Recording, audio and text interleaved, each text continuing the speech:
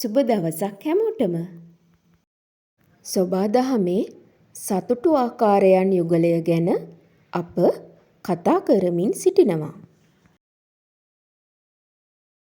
ඒ ස්වභාවික සතුට සහ නිර්මිත සතුට ගැන. ඒ සතුටු ආකාරයන් දෙක අතරින් අපි අද හඳුනා ගනිමු නිර්මිත සතුට හැදෙන හැටි ගැන.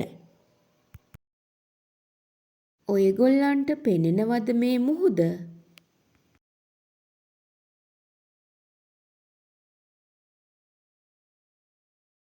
බැලූ බැල්මටම සිතුවිලි වලින් තොරව ඍජුවම අපිට මුහුදෙන් ලැබෙන ස්වභාවික සතුට අත්දකින්න පුළුවන්.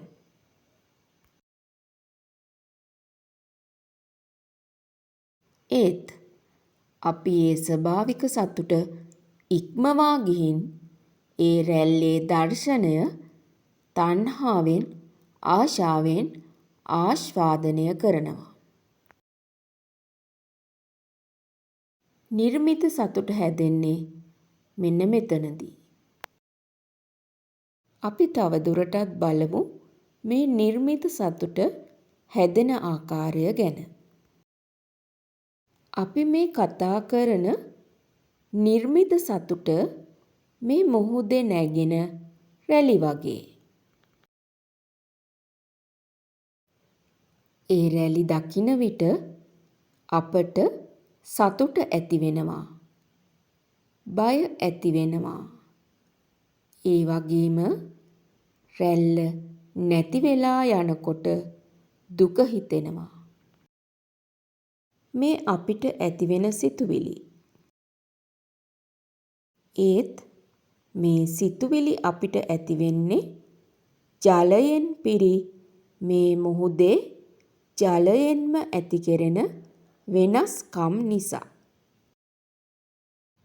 අපි ඒ හැඩය ඇස් වලින් දැකලා නමකින් වටිනාකමක් දෙනවා.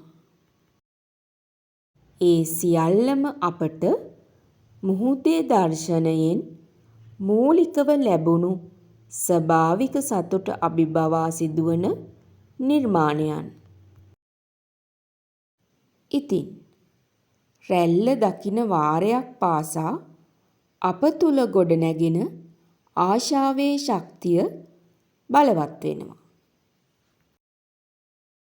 ඒ ශක්තිය බලවත් වීමේ ප්‍රතිඵලයක් විදිහට අපි ඒ රැල්ලේ ලක්ෂණ වලට නම් දීලා සිතුවිලි නිකුත් කරනවා. ඒ වගේම ගොඩනැගුණු සිතුවිලි වලට අදාළ ශක්තියකුත් අප තුල ඉතිරි වෙනවා. ඉතින් මේ සිතුවිලි නිර්මාණය වෙන්නේ අපි රැල්ලට ආශාවෙන් තණ්හාවෙන් ආස්වාදනය කරන නිසා. එය අපිට ආස්වාද ජනක නම් අපි එය සතුටු සිතුවිල්ලක් ලෙස අවසානයේ හඳුනා ගන්නවා. ඉතින් නිර්මිත සතුට විදිහට අපි අත්දකින්නේ මෙන්න මේ ආස්වාදයයි.